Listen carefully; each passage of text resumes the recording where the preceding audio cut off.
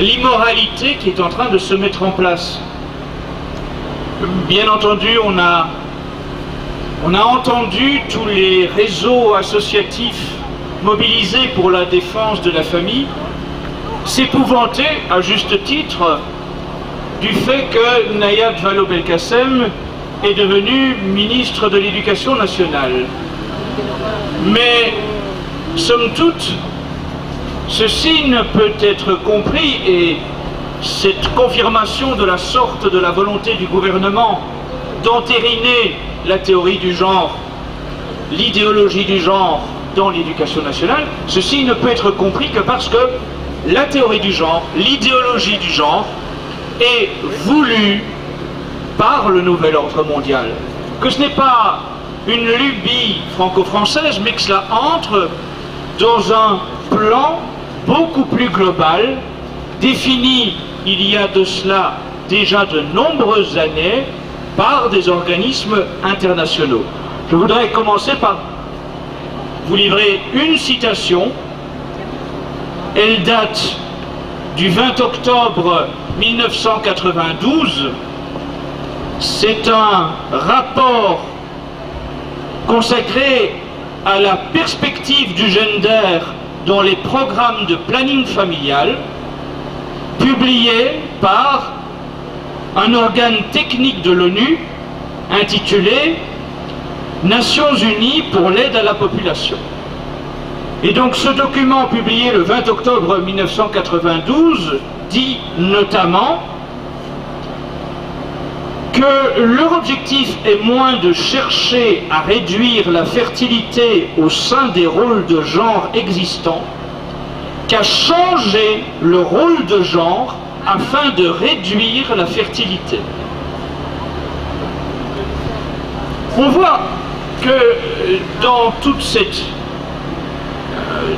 optique, il y a une convergence, une collusion de forces disparates qui vont des socialo-communistes révolutionnaires aux libéraux libertaires, en passant par les financiers apatrides, les mondialistes cosmopolites, les loges maçonniques, les fondamentalistes laïcs, les gourous du New Age, les mouvements féministes, les organisations LGBT, les pornocrates et les pervers polymorphes, tous ayant pour ambition commune un monde sans Dieu. Parce que la volonté de ce nouvel ordre sexuel mondial, en pervertissant l'humanité, en voulant l'encourager à se livrer à tout ce qui est contre nature, et même à autoriser ce qui aujourd'hui encore relève de l'acte criminel en matière de sexualité et de déviance sexuelle, eh bien tout cela est envisagé par ces mondialistes comme une façon de, entre guillemets, libérer les individus. Les libérer de quoi? Eh bien les libérer, bien entendu, de Dieu. Parce que lorsque ces mondialistes auraient obtenu de vous réduire au stade le plus animal, et on verra, je vous citerai quelques déclarations extrêmement explicites en ce domaine, eh bien, on vous coupera non seulement de Dieu, mais de tout ce qui fait de vous un être civilisé, et on vous réduira à ce qui, au stade le plus animal, permet de vous maintenir dans une forme d'esclavage dont les multinationales pourront profiter avec beaucoup de zèle. Cette idéologie du genre, elle s'avance à travers toute la planète sur base de deux absolus qui sont la liberté et l'égalité.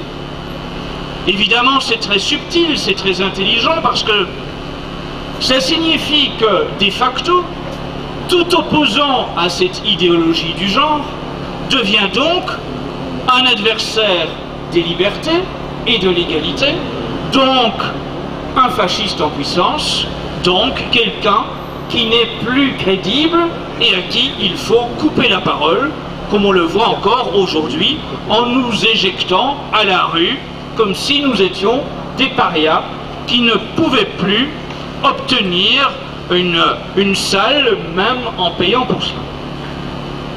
Alors, au nom de la liberté, eh bien, on veut donc effectivement vous réduire au stade le plus animal, et je vous cite un éditorial de la revue Psychologie. Alors la revue Psychologie, elle est destinée avant toute chose aux femmes modernes pour leur permettre de trouver les petites recettes pour être épanouies.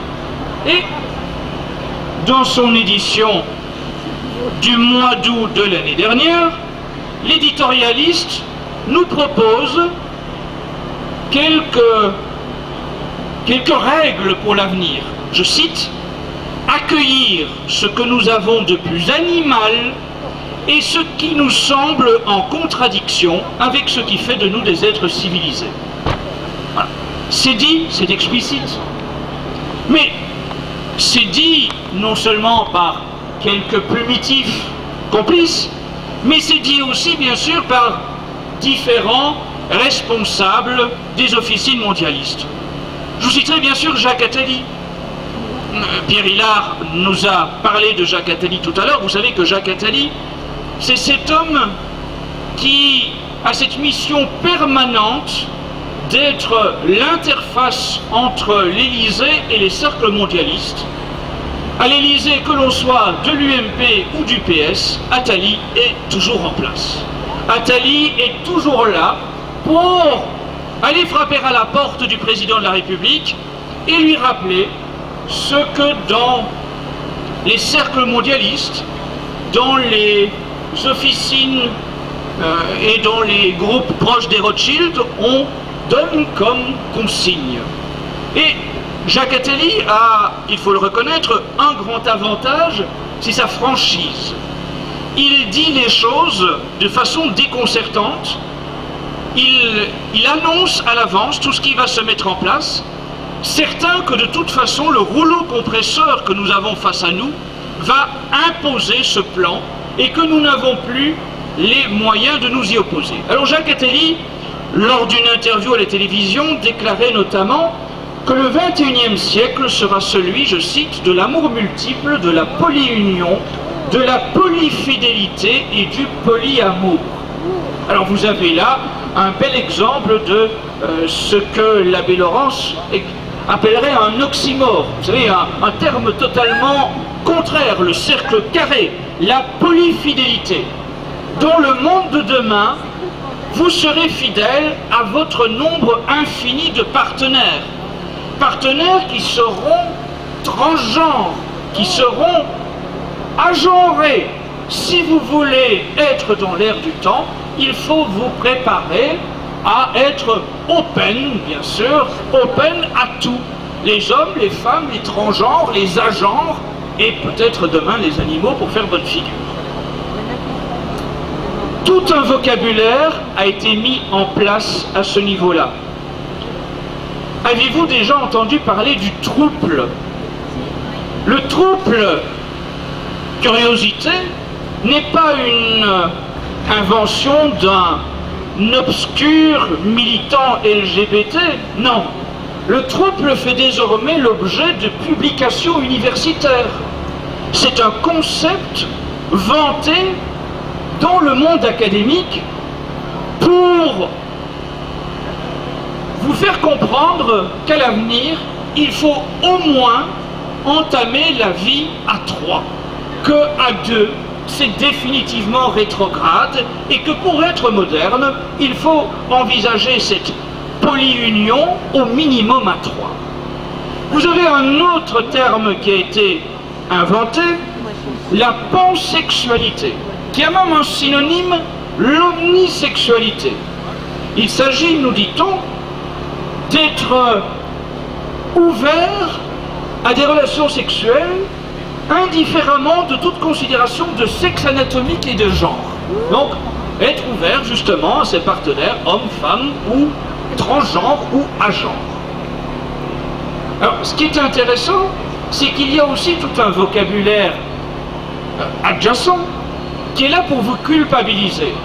Durant tout le débat à propos de la dénaturation du mariage, vous avez été rabâché de l'accusation d'homophobie. Je vous rappelle que l'homophobie, c'est un concept inventé par le lobby homosexuel au cours d'un congrès aux États-Unis du lobby pour essayer de trouver une méthode qui allait museler ses opposants. Eh bien, comme si cela ne suffisait pas, ils ont inventé d'ores et déjà de nouveaux concepts, la transphobie et la biphobie. Or, que nous dit-on? Comment faut-il comprendre ces termes? Eh bien, pour ne pas nous laisser aller à une quelconque interprétation, nous nous contenterons de la définition qu'en donne le journal Le Monde, une référence. Le journal Le Monde, dont le patron est Pierre Berger, un homme si sympathique, financier de toutes les causes du Parti Socialiste au lobby LGBT, eh bien, il ne peut donc qu'être bien placé pour donner la définition exacte de ces termes. On lit donc dans le journal Le Monde que la biphobie est le fait d'avoir une attitude de peur, de discrimination ou de haine des bisexuels, des pansexuels ou des omnisexuels. Mais plus fort encore, tenez-vous bien, vous êtes tous ici déjà des délinquants en puissance, puisque on nous dit dans le même article que le mariage monogame est de facto biphobe et que ceux qui ne réclament que ça le sont aussi. Donc, nous sommes ici une assemblée sans aucun doute de défenseurs de la famille réactionnaires, rétrogrades, aux yeux de tous ces bien-pensants modernes, et nous sommes attachés à un mariage entre un homme et une femme qui fait de nous, semble-t-il, de facto des biphobes et des transphobes, puisque nous ne voulons pas envisager de nous étendre à une polyunion avec des transgenres. Mais ceci n'est pas qu'une simple folie propagée par quelques académiciens qui mériteraient plutôt la camisole de force. Non, ceci fait l'objet de travaux jusqu'à l'Élysée pour établir un agenda qui doit mettre en place dans l'arsenal juridique la condamnation de la biphobie et de la transphobie. Le lobby LGBT, si bien placé dans l'entourage de François Hollande, notamment à travers un cercle qui s'appelle Homosexualité et Socialisme, qui est le lobby LGBT au sein du PS, eh bien, ce lobby qui a accompagné François Hollande dans toute sa campagne pour conquérir l'Élysée, a obtenu différents engagements de la part de celui-ci. Des engagements que vous pouvez trouver sans difficulté sur le site internet d'Homosexualité et Socialisme. C'est un document qui s'appelle « Question à François Hollande, réponse de François Hollande à Homosexualité et Socialisme ». Or celui-ci s'est bel et bien engagé par écrit auprès du lobby Homosexualité et Socialisme à pénaliser la transphobie et la biphobie dont je vous ai livré la définition à l'instant par le journal Le Monde. Ça veut dire qu'à terme, si nous ne nous joignons pas à cette folie collective qui veut détruire tout ce qui est naturel, eh bien, nous devenons des délinquants en puissance. Il faut savoir qu'un autre concept, c'est la sexopolitique. Dans les lobbies LGBT, dans le milieu qui théorise l'idéologie du genre, on envisage la sexualité comme un moyen de subvertir la société, raison pour laquelle on appelle ça la sexopolitique, l'utilisation de la sexualité en politique pour subvertir la société. D'ailleurs, le gouvernement est un lupanard. Alors, vous savez que dans ce domaine-là, rien n'est laissé au hasard. Les lobbies qui mettent tout ça en place ont énuméré méthodiquement toutes les courroies de transmission, tous les vecteurs qui permettent de modifier la pensée de nos contemporains. On nous dit que il faut pour cela, eh bien, s'emparer de l'école. C'est ce que l'on constate avec Nayat Vallaud-Belkacem, Vincent Payon d'abord, et puis Nayat Vallaud-Belkacem à l'Éducation nationale, s'emparer de l'école pour prendre en main dès la plus petite enfance les enfants, de façon à les endoctriner avec ces nouvelles idéologies contre nature. On nous dit qu'il faut s'emparer de l'université, s'occuper du langage, des médias, de la mode vestimentaire, de la pornographie, du cinéma, de la télévision, de la littérature, des spectacles, de la publicité, que rien, en somme, de ce qui fait notre quotidien ne doit être laissé au hasard et que tout doit converger jusque dans les plus petits détails pour endoctriner la population et anesthésier toute possibilité qu'elle aurait de s'apercevoir encore de toutes les perversions auxquelles on veut l'abreuver. Je vous signale une illustration en termes de publicité. C'est par exemple la chaîne de supermarchés Casino qui, pour la fête des mères, avait envisagé et mis en application un slogan qui, au moment même, pouvait être particulièrement hermétique. Il s'agissait, pour la fête des mères, d'avancer dans le supermarché avec ce slogan « Casino avec les mamans et les papas qui sont des mamans comme les autres ». Bien, vous voyez bien sûr qu'au moment même, la ménagère n'a sans doute pas dû comprendre quel était l'étonnant artifice de ce slogan, mais quand vous le remettez dans son contexte, dans ce plan global de nouvel ordre sexuel mondial et de volonté de nous imposer la théorie du genre, vous voyez que les publicistes participent bien activement à ce conditionnement de l'opinion publique. Il en va de même pour les spectacles. Quelques-uns d'entre vous, au moins, doivent avoir déjà entendu parler de Raphaël Enthoven. Raphaël Enthoven a fait notamment l'objet de la presse people, des attentions de la presse people, parce qu'on pourrait dire que c'est, selon le jargon moderne, un des amours polyfidèles de Carla Bruni. Si vous voyez ce que je veux dire. Eh bien, ce personnage est aussi à 16 heures animateur de radio, philosophe, ça va sans dire, tout le monde est philosophe aujourd'hui, et metteur en scène de spectacle. Or donc, il a mis en scène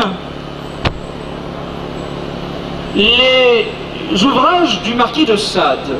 Et dans une interview, en janvier 2013, il déclarait ceci, je cite, « La liberté, voilà ce qu'elle implique.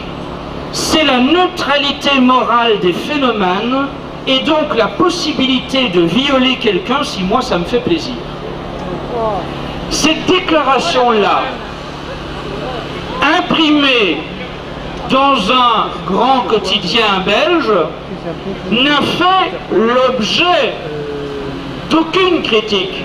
Le journaliste n'a pas relevé l'aspect ignoble de cette déclaration, mais par la suite, dans les jours qui ont suivi, pas un seul journaliste, dans aucun média, n'a relevé cette déclaration. Personne, à part nous, n'avons dit que Raphaël Enthoven est un pouce au crime qui a désormais l'aval de ces institutions internationales qui veulent nous imposer ce nouvel ordre sexuel mondial. Et que la théorie du genre que l'on inculque dès à présent dans les écoles n'est qu'un des éléments qui doit permettre de libérer toutes les perversions humaines et de les rendre demain légales, comme si elles appartenaient à un éventail de sexualité parmi lesquels vous êtes invités à choisir, et comme si tout cela se valait, comme si l'union d'un homme et d'une femme, dans un cadre de création d'un foyer familial, équivalait à une union homosexuelle, transgenre, ou même zoophile, ou même issue du viol, parce que dans leur esprit, la liberté doit être totale, et comme elle doit être totale, aucun interdit ne doit subsister. Alors, dans le domaine de la mode, on voit bien aussi à quel point tout cela est savamment orchestré, et en parallèle d'ailleurs avec le concours Eurovision de la chanson, vous avez tous remarqué la femme à barbe Conchita Wurst qui a gagné le concours Eurovision de la chanson et qui, à la fin de ce mois, est invitée à chanter devant le Parlement européen. Donc rendez-vous compte à quel point tout ça est savamment orchestré. Le fait qu'un tel personnage, je vous dis, oh là, la femme à barbe, autrefois c'était une animation des fêtes foraines. Aujourd'hui c'est un modèle de société. Un modèle de société vanté par tous les groupes du Parlement européen, quasiment. 5 groupes sur les 7 groupes constitués au Parlement européen ont validé cette invitation à ce que le travelot Conchita Wurst se produise devant le Parlement européen. Eh bien dans la mode, c'est la même chose, vous avez l'émergence de l'utilisation de mannequins transgenres. Vous avez notamment le grand couturier notoirement homosexuel Jean-Paul Gaultier, qui s'est fait une spécialité d'utiliser des mannequins transgenres pour présenter ses vêtements féminins. Vous avez le grand magazine de mode Vogue qui, sur papier glacé, a fait sa une avec une robe de mariée Jean-Paul Gaultier portée par un mannequin transgenre.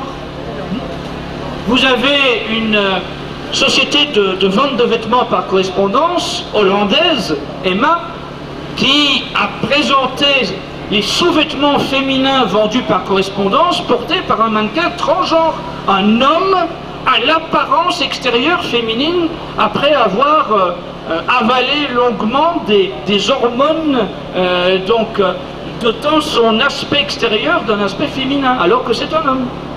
Mais tout ça vraiment, tout ça démontre à quel point rien n'est laissé au hasard. Il est enseigné dans les universités. J'insiste sur le fait que c'est bien une démarche mondiale et qu'en ce moment, eh bien, la théorie du genre, elle est enseignée dans des universités françaises, belges, hollandaises, suisses. Elle est aussi enseignée dans des universités en Asie. Elle est aussi enseignée dans des universités aux États-Unis.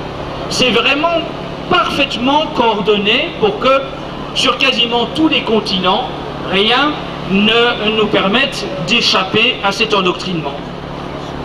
Alors, rappelons quand même, pour illustrer cela, la fameuse affaire David Reimer et le médecin John Monnet. La première fois que la théorie du genre a été, disons, expérimentée de façon chirurgicale, c'était aux États-Unis un médecin qui a été considéré longuement comme la référence dans les universités américaines en matière d'idéologie du genre, et donc qui en 1966 a accueilli dans son cabinet médical des parents qui venaient présenter leur petit garçon, David Reimer, victime d'une circoncision ratée. Victime d'une circoncision ratée, ses parents demandaient à ce que le médecin John Monnet trouve le moyen de réparer les effets de cette circoncision.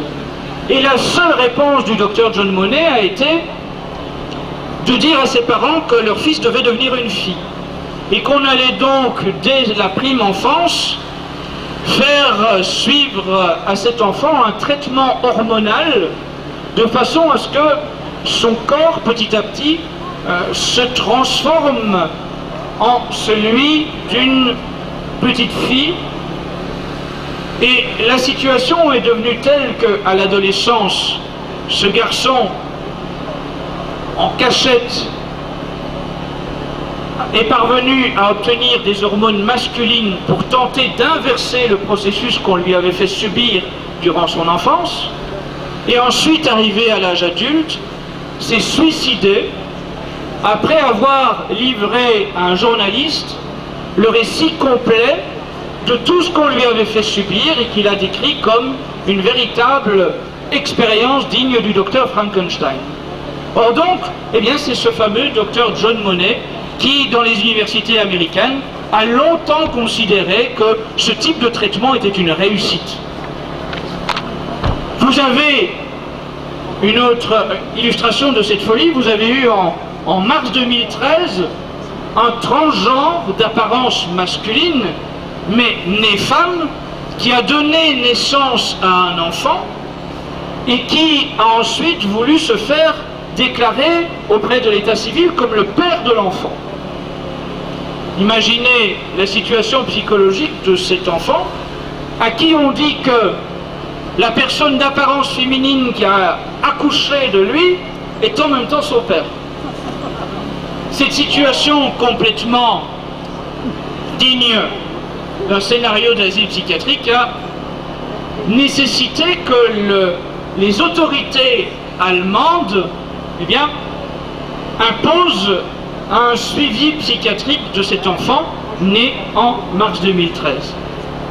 Vous avez aux États-Unis des écoles, des camps transgenres, où des parents, sciemment, volontairement, amènent leur petit garçon de 6 à 12 ans pour qu'on leur apprenne à s'habiller en petite fille, à se maquiller comme des filles, à marcher comme des filles, et à finir ce camp transgenre sous les applaudissements de leurs parents par un petit défilé sur une estrade en chaussures à talonnettes. On pourrait penser que c'est une illustration de plus de la folie qui s'empare de ce monde, mais l'élément symptomatique qui corrobore que tout cela entre dans un plan mondialiste, c'est que les initiateurs de ces camps gender pour petits garçons aux États-Unis ont été invités à la Maison Blanche et que l'un de ceux-ci est devenu le conseiller de Barack Obama en termes de politique sur la question transgenre. Oui. Encore une fois, cela démontre à quel point tout cela est méthodiquement soutenu par toutes les officines mondialistes au plus haut niveau. C'est une évidence que si tout cela avance aussi vite, c'est parce que ça repose sur des soutiens financiers impressionnants. Et là encore, c'est la démonstration de l'aspect mondialiste de cette offensive. Vous avez une internationale LGBT qui reçoit des dons des plus grands patrons, des plus importantes multinationales. Ce sont les membres des conseils d'administration de Facebook, d'Intel, d'eBay, de Nike, de Panasonic, d'Apple, de Microsoft, de Starbucks, qui contribuent très généreusement au budget de l'international LGBT et à la propagation de l'idéologie du genre.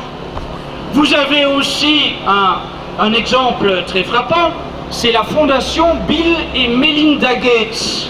L'ancien patron de Microsoft est à la tête avec son épouse d'une fondation qui a pour but de faire la promotion, en Afrique essentiellement, du préservatif et des directives en matière LGBT. Et vous savez qu'il y a notamment à ce niveau des témoignages exceptionnels que vous pouvez trouver assez facilement sur Internet d'ambassadeurs africains auprès de l'ONU qui disent à quel point eh bien, ils sont l'objet d'un chantage de la part des dirigeants de l'ONU et de la part des dirigeants des États-Unis. Le chantage est le suivant: si vous voulez des aides au développement, eh bien, cela passe nécessairement par des modifications de votre cadre législatif. Et les pays africains, qui sont fort heureusement pour eux plus réticents que nous à céder à toute l'inversion des mœurs, eh bien, se voient imposer ce chantage. Si vous voulez ces aides financières, si vous voulez lutter contre la faim, si vous voulez des budgets pour construire des écoles, eh bien, modifiez la loi sur la prostitution, sur l'avortement, sur le mariage des homosexuels. Ce sont autant de contraintes que l'on impose de cette façon-là.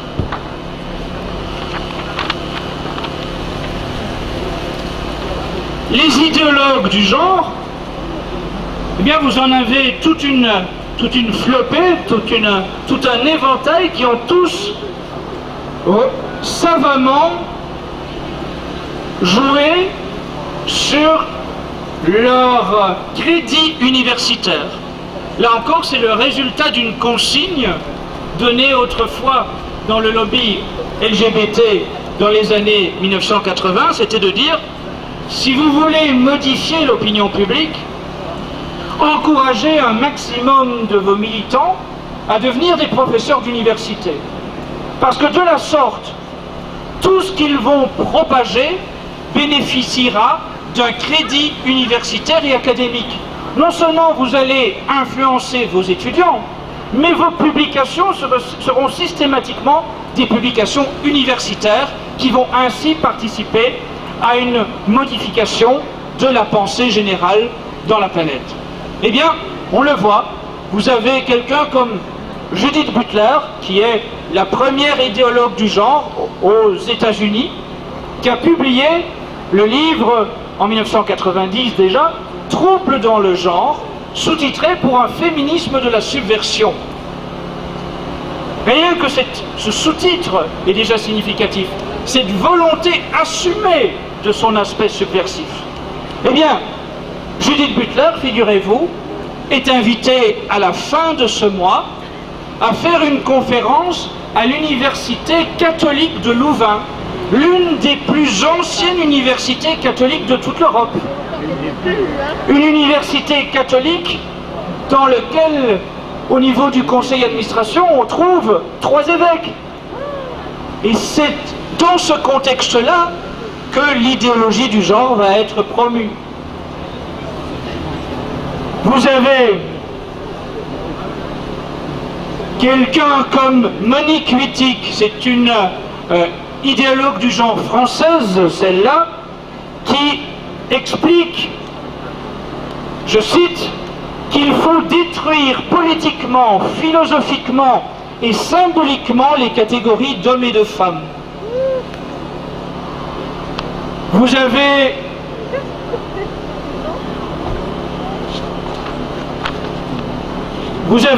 une autre référence très importante dans les milieux universitaires, Éric Fassin.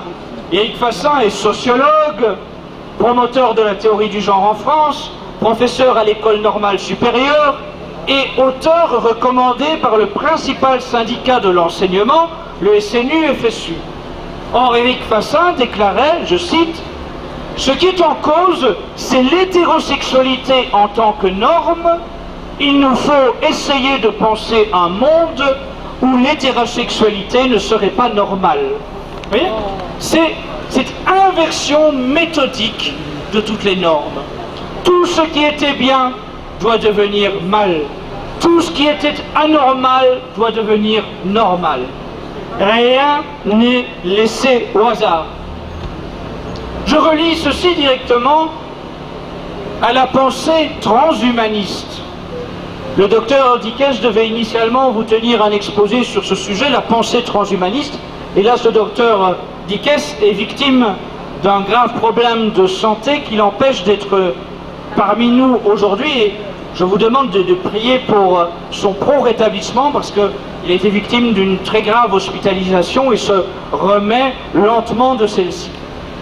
La pensée transhumaniste est notamment promu par une association mondiale du transhumanisme qui vise à ce que, en beaucoup de domaines, le robot prenne la place de l'homme. C'est ce que l'on retrouve dans la pensée d'une autre idéologue du genre, Donna Haraway, qui a publié ce qu'elle appelle le manifeste cyborg. Pour ceux qui sont un petit peu habitués au langage des ouvrages de science-fiction, le cyborg est ce qu'on imaginait être le robot intelligent. Ça semblait autrefois être de la science-fiction. Mais Pierre Hillard ne manque jamais une occasion de vous dire qu'il faut lire absolument deux ouvrages, Le meilleur des mondes d'Aldous Huxley et 1984 de George Orwell, parce que ces ouvrages n'étaient pas de la science-fiction mais de l'anticipation, ce qui est bien différent. Et à quel point finalement tout cela a été programmé depuis bien longtemps, puisque ces ouvrages ont été publiés dans les années 30 et que le père d'Aldous Huxley était bien placé pour savoir ce que les mondialistes prévoyaient, puisque son père était à la Société des Nations, un personnage très important, la Société des Nations, ancêtre de l'ONU. Or donc, le manifeste cyborg, promu parmi les idéologues du genre, se veut, nous dit-on, je cite, fidèle au féminisme, au socialisme et au matérialisme. Il s'agit notamment, dans ce domaine, d'envisager l'aspect artificiel de la reproduction. La PMA, la GPA, auquel certains vous appellent, contre laquelle certains vous appellent à vous mobiliser, eh bien figurez-vous que c'est déjà dépassé.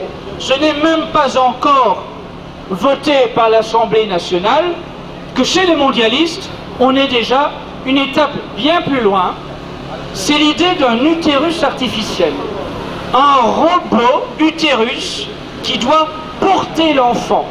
Dans ce projet du transhumanisme et de la société cyborg, la sexualité ne doit plus être que récréative et la procréation doit être entièrement conviée à l'aspect artificiel. Et vous avez des savants qui sont payés des sommes colossales pour mettre au point cet utérus artificiel, ce cyborg qui portera les enfants sur base d'une insémination. Le cyborg, le transhumanisme, vous pouvez vous dire que c'est bien loin, qu'il n'est pas possible d'arriver à ce stade-là, que tout cela ne peut pas devenir vrai. Et pourtant, regardez ce que les transhumanistes ont déjà mis en place dans le domaine militaire, par exemple. Il suffit si vous êtes invité à un salon de l'armement, de l'industrie de l'armement, vous pouvez trouver dans les allées différentes sociétés qui vous proposent des robots destinés à l'utilisation militaire. Vous avez notamment une société israélienne, mais aussi une société américaine qui propose ce robot dans lequel le soldat va s'enfermer comme une espèce de carapace, et ce robot va fournir tout l'effort surhumain que le soldat pourra utiliser sur le front.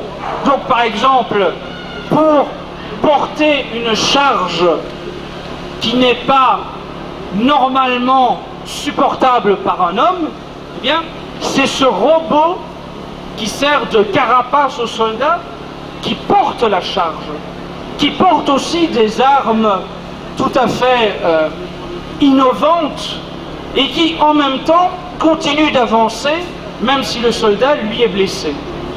Eh bien, ce n'est qu'un des exemples de la mise en place de ce transhumanisme.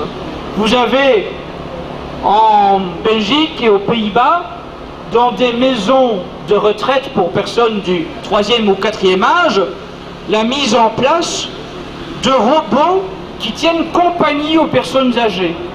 des robots dits intelligents qui ont une capacité de conversation variable en fonction des propos tenus par la personne âgée. Donc une capacité assez extraordinaire, quasiment infinie, de conversation avec les personnes âgées. Et bien sûr, dans ce monde moderne, on voit ça positivement. On voit ça comme une façon de pallier à la solitude des personnes âgées. On ne se dit pas que ce serait tellement plus normal que les petits-enfants et les enfants aillent voir leurs grands-parents qui sont dans la solitude, dans la détresse. Non, on dit qu'on va leur offrir un robot intelligent. Ça, c'est la pensée transhumaniste. Eh bien, comprenez, tout ça est en train de se mettre en place. Au Japon, la démographie s'effondre. On pense que la disparition du Japon est désormais une éventualité possible parce que la démographie est tombée sous le seuil de remplacement de population. Eh bien, vous avez des gens qui ont l'âge d'être des grands-parents à qui on offre un robot à l'allure de petits garçons ou de petites filles, de façon à ce que les grands-parents n'aient pas le sentiment de frustration de ne pas avoir de petits-enfants. Ils ont un robot qui leur tient office de petit-enfant. Comprenez bien où je veux en venir. Cette société, ce nouvel ordre sexuel mondial est bien en train de s'imposer sur tous les continents, sans exception, par différents modes, et notamment le chantage, comme en Afrique, parce que ces organismes sont ceux qui détiennent le pouvoir au plus haut niveau, l'ONU, l'UNICEF, le Conseil de l'Europe. Ils sont aidés par les plus puissantes multinationales, ils disposent de moyens colossaux et toutes les autorités politiques des pays de l'Union européenne, eh bien, en sont les complices. Et nous ne parviendrons pas à envisager la moindre défense de la famille si nous ne mesurons pas ces aspects-là. Pas la peine de manifester en chantant et en dansant sur les grands boulevards avec de la musique techno pour dire non, non, non à la GPA, oui, oui, oui, à la je ne sais quoi. Bien non, tout cela ne sert à rien si on ne comprend pas la véritable dimension de cette problématique. Il ne s'agit pas de combattre Nayab Vallaud-Belkacem parce que c'est Nayab Vallaud-Belkacem. Il s'agit de combattre le plan de subversion mondiale de la famille. Il s'agit de combattre le nouvel ordre sexuel mondial. Et si on ne comprend pas ça, on est incapable d'obtenir le moindre résultat. On se trompe de cible et on ne peut pas obtenir un quelconque résultat positif. On détourne les vrais défenseurs de la famille des véritables enjeux. Voilà ce que je tenais à vous dire parce que je sais que vous ici, vous êtes des militants bien soucieux de vous informer des véritables dessous des cartes et c'est ce que nous voulions vous offrir à travers un tel colloque, disposer de toute une série d'indices pour identifier les véritables adversaires. Merci de votre attention. Merci à vous.